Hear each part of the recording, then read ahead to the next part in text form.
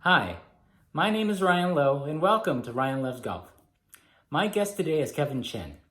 Kevin is a great friend, he's a former tour player, and he's the current head professional at Castlewood Country Club.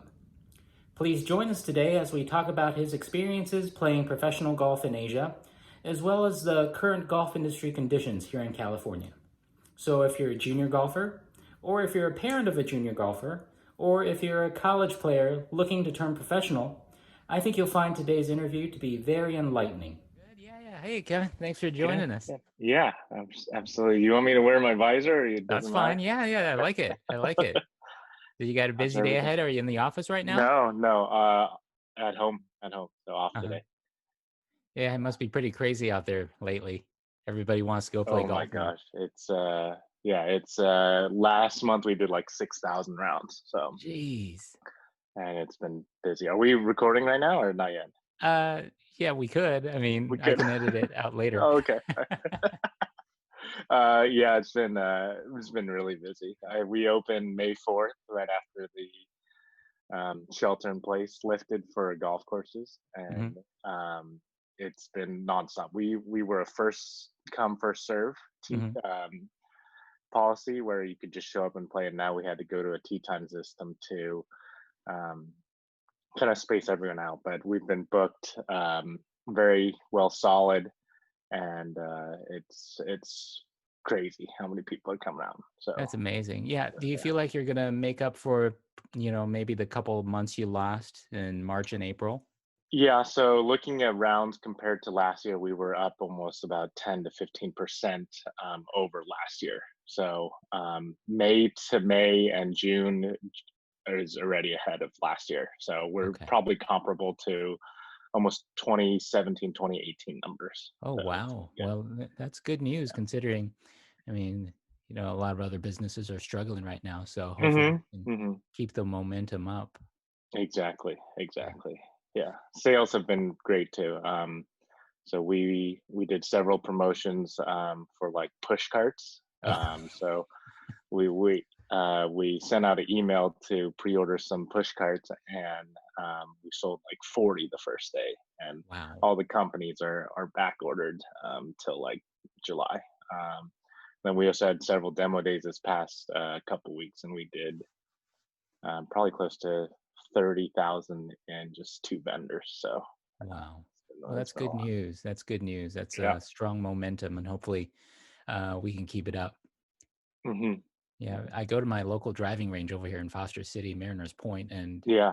I can't find a parking space it's never Wow. been like that. It's never been like Wow. that. Every stall, you kind of have to wait for a stall. It's like going to the driving range in China again, where you have to Oh get in my gosh. line. Oh my gosh. That's crazy. Yeah. Yeah. Yeah. It's been, yeah. Even the local driving range here, I've been a couple times too. It's been pretty packed too. Yeah. Yeah. Well, I've been, thanks for joining us, first of all. Mm-hmm. I was thinking back to when we met. It must have been, I think, 2011 or 2012 when you were playing in Yeah, China.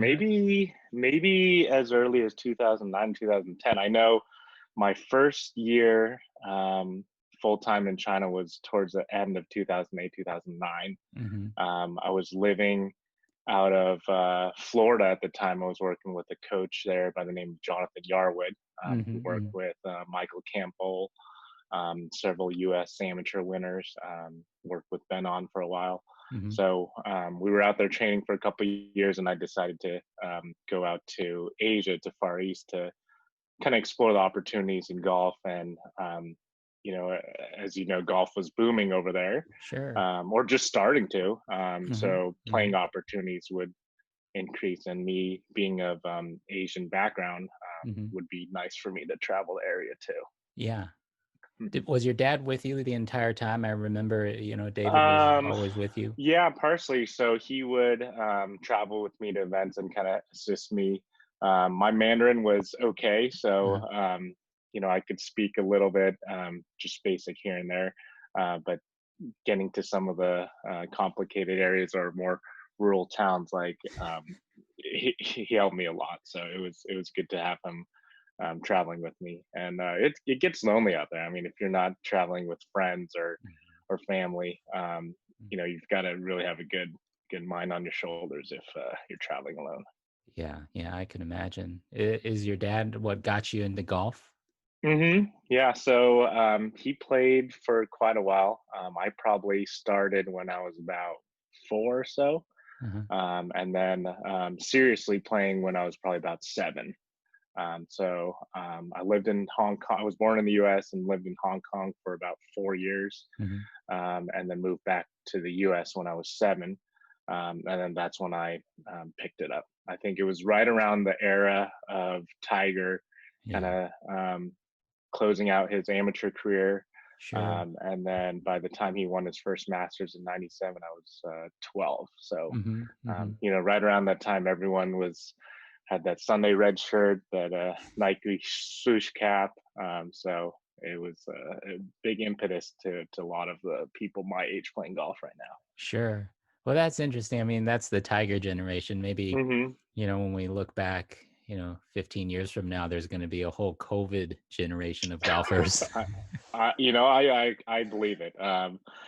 Uh, I'm seeing a lot of families bring out their young children who haven't played the sport before. We're seeing a lot more box sets go Uh-huh. out, Okay. and we just are going to go live with our PGA Junior League and junior camps Oh. in July. So Hmm. Hmm. we're just about to announce those dates, and I see those probably selling out pretty quickly. So I think you're exactly right. I think Yeah. the pent up demand Hmm. for the Hmm. kids being in the house for 2 or 3 months is they're finding any opportunity to get outdoors. Yeah, yeah, it's not natural. I think people need to get out of the house. I think Hmm. golf is a safe sport everybody can do, and I think a lot of people will get reintroduced to the game because it is Hmm. fun. I think life gets in the way, but right now life is getting in the way of everything else. So there's time to play Oh, golf again. absolutely. Yeah, exactly. Yeah, so yeah, I mean, you started when you were 4, you played with your dad, got serious into it when you were 7. Uh, and you played college golf too. Where did you play your college golf at? Yeah, so I played college golf at Washington State University, which is in Pullman, Washington. Mhm. So it was a kind of interesting story, um, you know, during the junior golf and college golf process. With Tiger going to Stanford, everybody wanted to go to Stanford. So Sure. everyone had their top choice. I had a Stanford golf bag. I had went to the Stanford camp. So I had a pretty good relationship with the coach at the time. Mhm. And originally I was thinking, oh, I'm gonna be in there for sure, right? But obviously, how tough it is. My golf wasn't quite there. I was kind of on the cusp. My academics were pretty good, Uh-huh. and I just happened to play in an AJGA in Spokane, Washington, which is about Mhm. an hour and a half north of Pullman, Washington. I played that well that week, and actually met the coach, and he took me for a visit that week, and it turned out great. So Washington State was also at the time in the Pac-10, which is the Okay. same conference as Stanford. Okay. So it's we saw them many times. It was a great competitions, probably one of the toughest golf conferences to play in. Sure, sure. And I remember my first year in Pac-10s. I think we actually played with Stanford in the final round of the conference championships. Oh, That wow. year, Cal actually won the national championship. Oh, And okay. then by the time I graduated as a senior, Stanford turned the program around and they won the national championship my senior year. Mhm. So Mhm. um, Mhm. I think Stanford won last year as well for Right. the national team. So there's a lot of good golf schools over here on the West Coast. All the California schools, Washington schools, Oregon schools, they're all getting really good. Yeah, yeah. And to give a little background, I mean, when you moved back to the States, you guys were in the Bay Area, right? So Stanford Yes, must yeah, have been. yeah. So we're pretty close by. We live in the East Bay. Berkeley is probably a little bit closer. A lot of my family actually went to Berkeley. Mhm. My brother, my parents, my uncles, you name it. So after seeing my brother go into there as a freshman, and he didn't play too much golf, but just more academically, and he had a really tough time with school. I was thinking, oh Oh. my gosh, do I really want to, um, have that much burden academically and pursue golf at the same time? Mhm. So Mhm. I think Washington State was a good fit. We had a really good athletic program. a solid football program, and really beautiful campus. I mean, the Hmm. school's really cool. Nice, nice. So going back to the pro playing days, I mean, when did you feel like you wanted to give professional golf a try? When did you feel like you were ready for Hmm. that? Yeah, so probably towards the end of my college playing career, like junior and senior year, I always knew I wanted to compete professionally. So I had some success at the amateur level. During college, I actually got through U.S. Open qualifying twice, and I kept on, trying to improve myself and get better. And I wanted the opportunity to just challenge myself and kind of see how far I went. Hmm. So my professional career started in probably about late 2007 after I graduated. Like I said, I spent about a year and a half training in the Southeast in Georgia and Florida. Hmm. And then 2008 to about 2013, I spent over in Asia. Nice. What was your degree in? Degree was in sport management with minor in business. Oh, that's awesome. That's great that you got the degree. Hmm. Yeah, yeah. So it's as I look back, I mean, being in the golf industry now, working at a country club, it's good to have that sport management background. For sure, for sure. What was it like playing, in Asia and Australia? Any good Yeah, memories that stand out? um, yeah. I mean, obviously, meeting you was one of them. I was fortunate enough to work with Kel Llewellyn, who was kind of the Right.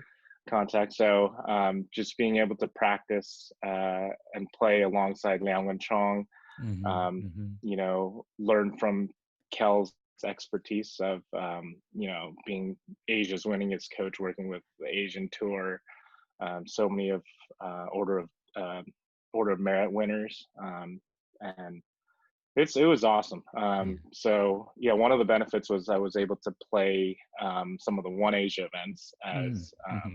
being one of the top 10 foreigners on the China tour. Hmm.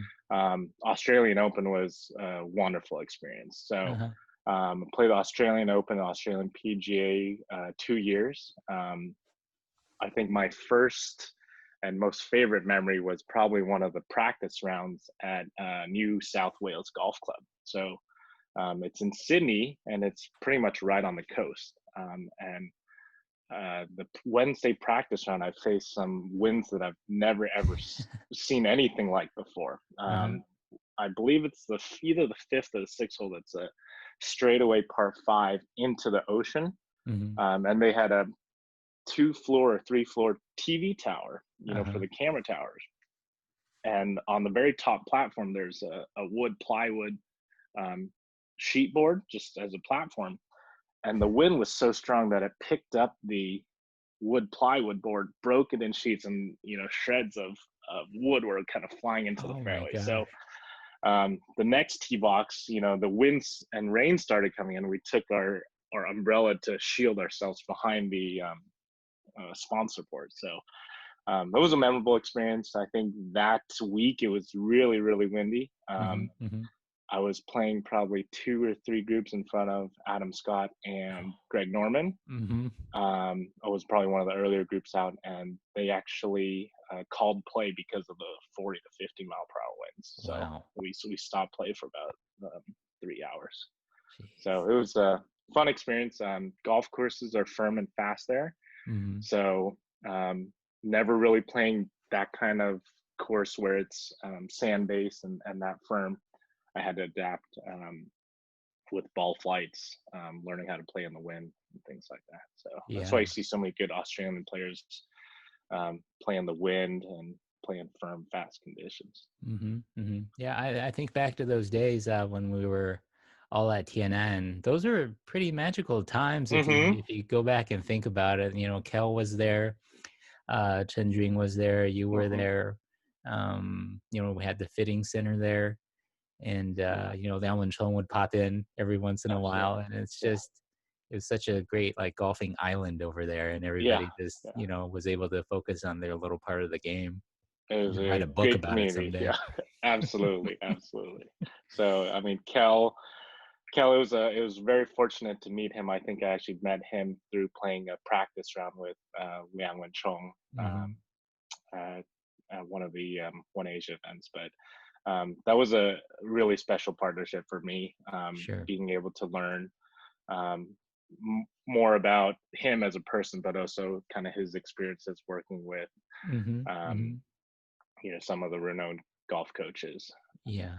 You remember those old videotapes that he had? Oh yeah, yeah. Yeah, He yeah. would. He would. He had a good eye, but he would had his old trusty old video camera, um, and he was able to play it like frame by frame. And from the face on view, he could catch one specific frame that he looked for, that the arms had to be kind of Uh-huh. in line with the right side of the Right, torso. right, yeah. So, Uh-huh.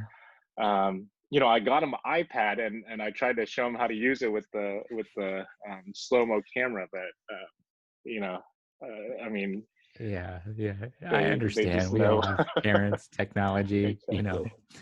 He probably I don't know where he gets videotape for that thing. He's probably Uh, still using it. yeah. Uh-huh. Yeah, the cool thing about Kel is like he always learned through osmosis. He wouldn't tell you like straight away. He'd Mhm. kind of show you, and then you Right. kind of have to go, sometimes try to figure it Right. out on your own, Right. which is a good way to Yeah. learn, actually, instead of Absolutely. just, Absolutely. telling you, hey, do this, do that, go Yeah. figure it out. Yeah. Yeah. So yeah, I think nowadays, you know, a lot of college players playing in Asia is a much more um, considerable option. They consider it a lot Hmm. more realistically nowadays than maybe in the past. So, what's some advice that you can give to some young professionals that are thinking about going to play the PGA China Tour series or play the Yeah. Asia Tour nowadays? Absolutely. I think the opportunities are going more global. I mean, with PGA Tour expanding to Canada, Latin America, and obviously China. I think the the part that was probably the most challenging for me was actually the travel aspect of it. Mhm. College players, you've got your coach who books your hotels, books travel plans. You kind of have set meals at the course every week. So when you're on the road on your own, I would say you just got to be open to new experiences, Yeah. embracing the cultures around you, be willing to learn, and obviously staying patient. It Mm. is, if your game was struggling at the time, and you get tough on yourself on the road, it's tough. So be open to any opportunities that are out there, and Mhm. obviously if your game's in the right shape, and you're confident that you're going to succeed in that, I think you'll do fine.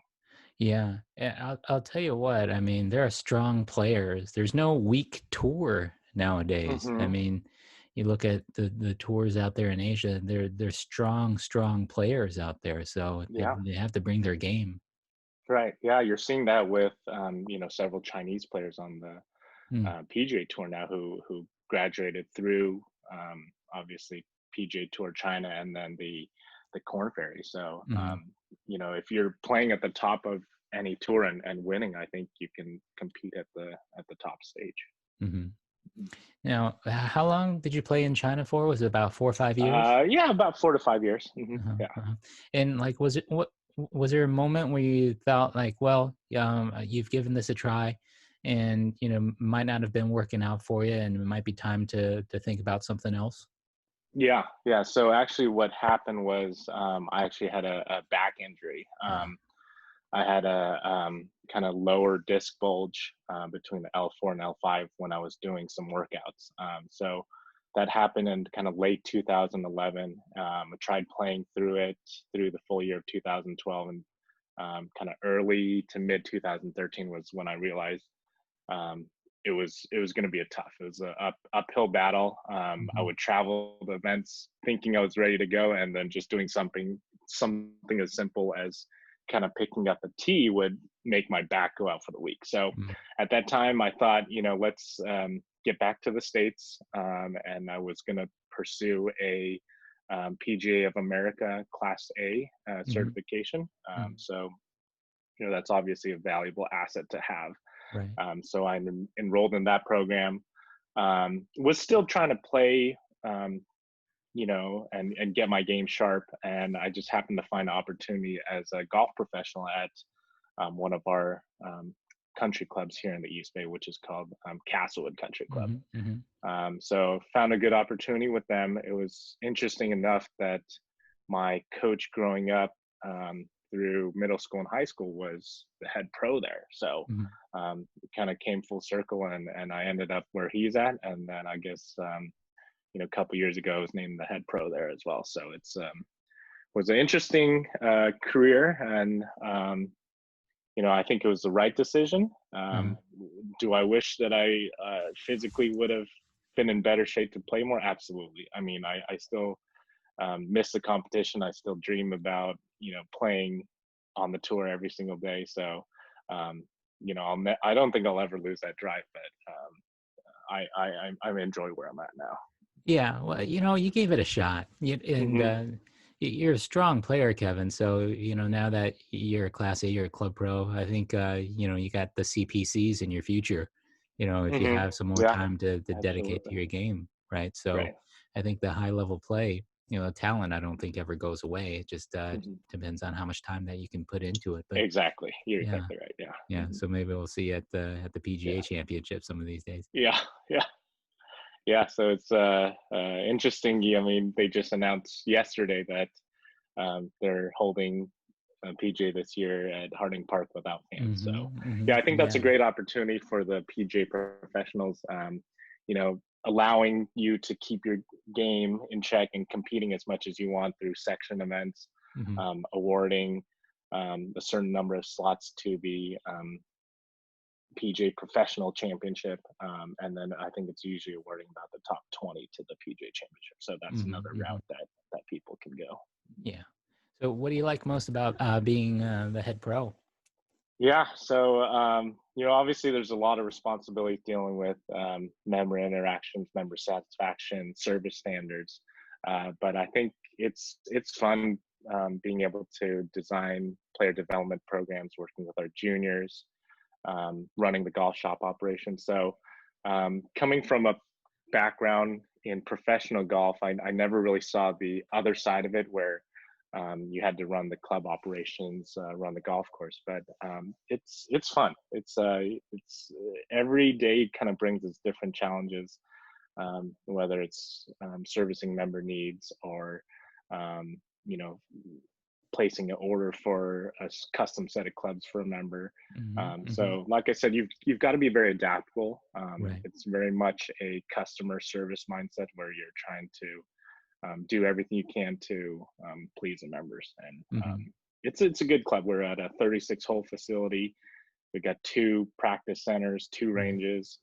So it's really nice course there. Yeah, Castlewood's great. If I had a elite player or a kid that's very serious about developing their game, that's hmm definitely one spot because you have 2 courses that are like 180 degrees different Oh, in absolutely. personalities, Yeah. right? Yeah. But you got the practice facilities, you got everything going on there. So yeah, that's a great place to hmm develop players. Yeah. There's been a lot of well-known professionals and juniors that have come out of there. Todd Fisher, who played on the PGA Tour, grew up there. Pat Hurst, Paula Creamer. So there's handfuls of notable professionals that have come out of the program there. Yeah. So do you see like membership sales kind of increasing? Have there been more hmm inquiries lately Oh, since the pandemic? absolutely. I think probably the second week that we reopened, people started to um, take a lot more site visits, membership tours, and things like that. So I think over the last month and a half, we probably had at least 10 people join for a trial membership. So Oh, that's it's great. been good. Uh-huh. Yeah, the traction's been going well. You're seeing younger families too, probably who work in the tech industry. They probably just have more time working from home now, so they're able to commit to the club membership. Yeah. Well, that's a definitely it's good because I remember we were talking, late last year and, conditions were a little bit different, business hmm wise, right? Yeah, So, absolutely. Yeah, so yeah. golf was kind of on a slow decline and for some reason this has really helped golf kind of get back on the front page a little bit. Yeah, I think people are seeing, nationwide that it's somewhat of a essential business for people who, want to get outside and do some recreation. And if you're taking the proper measures, like we're trying to social distance, wear the masks in the clubhouse. It's a safe sport, and definitely something you can play for a lifetime. Is it 1 cart per person right now at It Castlewood? is still, yeah. Yeah, unless you're living in the same household. Okay. So I think most clubs are doing that. I've seen some interesting inventions where they try to put like a plastic tarp separator between them, but that's pretty Like the old complicated. Beijing taxi cabs. Oh yeah, exactly. Is the clubhouse fully open? So food and beverage, everything's operational right now? We just opened outdoor dining last Friday. So the clubhouse is just closed, only the golf shop and restrooms. So dining, I think that's in phase 3 of the protocol. So probably later in July, I would expect. Okay. And like the pro shop, I mean, can the golfers come in and browse around, or do they have to kind of Yeah. order ahead and pick up the stuff? Yeah, so we did a kind of order. We emailed our members with like a mobile pro shop to have them, choose their balls of choice or glove size or things like that. But a few weeks after that, we opened the golf shop, and we limited to 4 people in the shop at one time. It's probably about 1,200 square feet is the pro shop size, so it's decent size. But 4 people is a decent size for them to social distance. Okay. Sure. What's selling well? What's been the top product so far this year? Golf balls, drivers, push carts, and then actually electric push carts. So your remote control push carts. I think those have been the hot sellers. Yeah, I think the push cart in the hill course for you guys, it can get a little bit hairy going up some of those hills. Oh, for sure. Yeah, we've seen some loose ones, take a dive on the downhill slope. So. Are you able to teach lessons right now and conduct club fittings, or is that in phase 3 as well? Yeah, we just started to resume lessons this week. So I've got a full client list of probably like 30 people that are looking for lessons. Club fittings, we were relying on the manufacturers to do those. So starting in June, we were able to do club fittings. So we already had TaylorMade, Titleist, Callaway, and I think we have Zexio coming out next week. So all 3 of the days that we've had so far were fully booked within the first few days. So like I said, the demand's super high to play golf and, test new clubs. Yeah. It's funny. My cousin, who I knew played golf, but he just graduated from high school. I didn't know how serious he was into it, but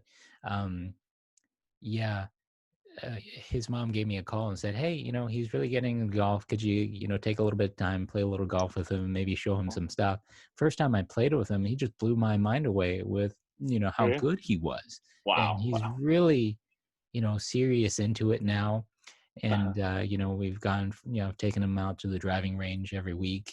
And he went for a club fitting last week on a Titleist Thursday. Awesome. And it's cool. It's cool that, we're seeing, these young people get into the game, and to be able to see that, wow, these guys are going to be around for life, right? So that's very encouraging. Yeah. What was the club fitting experience like that for him? Because I know for a lot of people, they've actually never had a club fitting before. And people will walk into a big box store and just buy a set off the rack, or buy a stock wedge or stock putter. So I think the manufacturers are kind of understanding what's the thought behind that with getting people fit for clubs. I think Kevin, it's important for guys like us who've been in the industry for so long to be able to think as an outsider, because I think for people who haven't been in the game, it can be quite intimidating to dip their toes into the whole golf world, right? And my cousin, he's a real techie kid, and he's going to learn computer science, so he really liked the Trackman stuff. Uh-huh. And he felt the experience was actually really smooth because he's got a pretty solid swing, so he was able to go through the process fairly quickly and get good results. But the funny story was his dad, who's kind of getting into golf again as well. He took a look at the whole fitting process, and then he booked the time for himself because he had a driver and it didn't seem to be working. And he got to Oh, wow. see all the options that were put out, and all the different things that he could try. And he said, "Well, shoot, and my driver's not really working really well. I'm going to sign up for one of these." But like he could only sign up for maybe a month in the future because they're Wow. all booked Wow. up right now. Wow. Yeah, so yeah, like you said, the TrackMan's a huge innovation for the club fitting process, and then Sure. adjustable shafts. I mean, where do you see the future of club fitting or club design, things like that? Well, I think for forgiveness for stuff like that, we're really close to, at least for speeds, we're really close to, the limits. I Hmm. think what everybody is going to try to do, because they're already at the speed limit, but they're going to try to make the sweet spot bigger. You have a speed limit, you have a COR limit on the face, but they don't limit how big that area could be. Hmm. Hmm. So I see, yeah, because to be honest, drivers have been at this, 830 CR limit since forever. So, Hmm. if you think about 983K, that was at the 0.83 limit. Then we're still at the same limit, but you definitely say a driver today is much further, goes a lot longer than the Hmm. 983K because, Hmm. you get hit, you know, Anywhere on the more face, places on the face and yeah. Hmm. still get the Yeah. high speed. And I think center of gravity locations, stuff like that, to help people get the ball up and then keep the spin down. There's still ways to tweak everything. And I see manufacturing being a very important part of this, and being able to really dial specs in.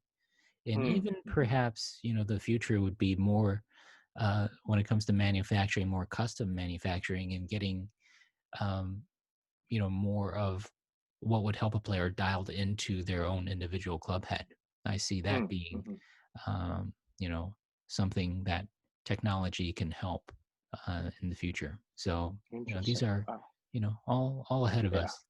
Yeah, that's wow, that's neat. Yeah. So where do you see the balance between a manufacturer offering, 10 different heads or 10 Mm. different specs versus, Mhm, mhm. um, obviously the tour has that already, but for Sure. the general market and production costs, right? Yeah, yeah. Well, there's definitely, that's a really good question.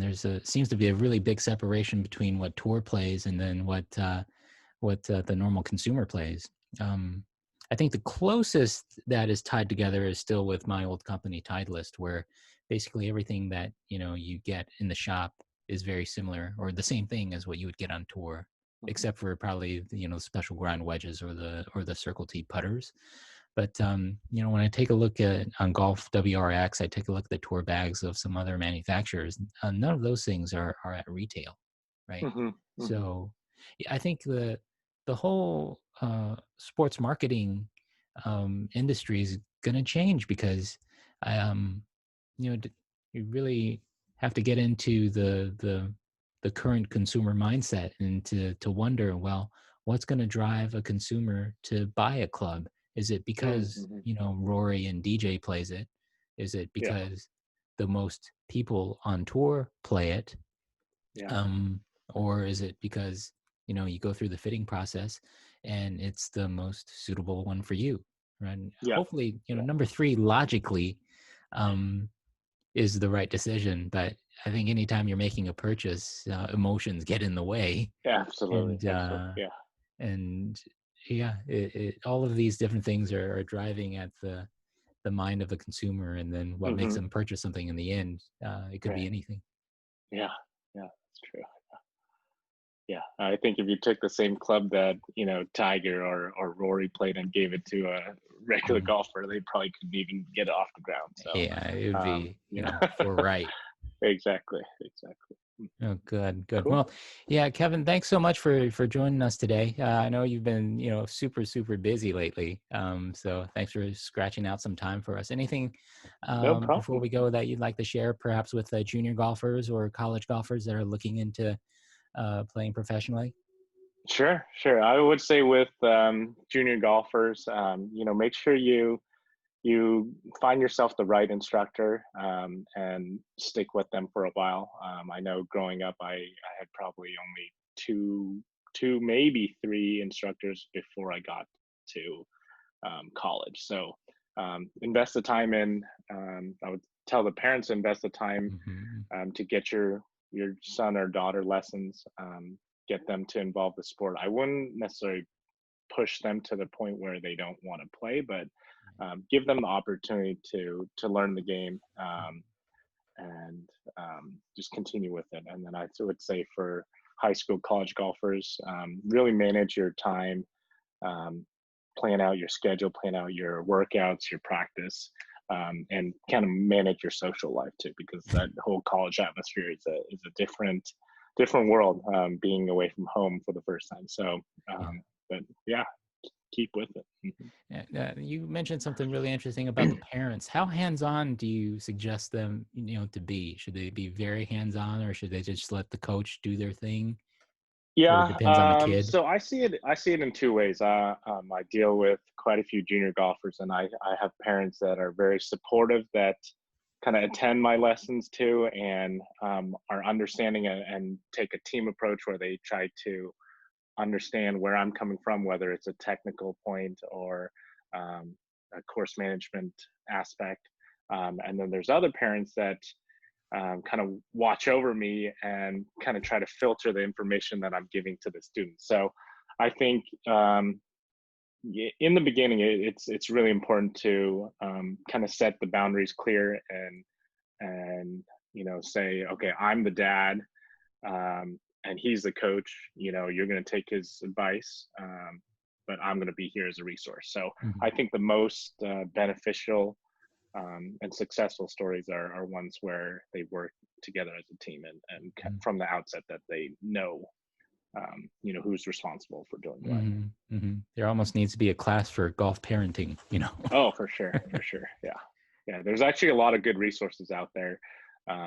Vision 54, I think, has done a kind of golf parent Oh, guidelines. But yeah, there's definitely, it could be a class for that. yeah. Yeah, that's some great advice right there, Kevin. Again, thank you very Mm, much for your time. Hopefully we'll get to absolutely. do a few more of these, and then I You got got that it. You got it. Pro V1 video idea. Hopefully Yeah, get that anytime. done Yeah, sometime we'll this we'll summer. we'll that'll be interesting fun. I just remember the first time when we first got that first Pro V1. I think it was 2003. I was over at the IMG academies in Florida, and we had to take buses to the golf course, and kids on the bus were like, I got one." So it was definitely the hot topic of change the game, actually. So yeah, Cool. thank you, Very Ryan. good. Really appreciate it. Yeah, and good catching up with you again. Great. Well, let's go play Yeah, some golf soon. you got it. You got it. All right. Thank you, Ryan. Yeah. All right. Take care. Okay. Bye bye. Take care. All right. Bye.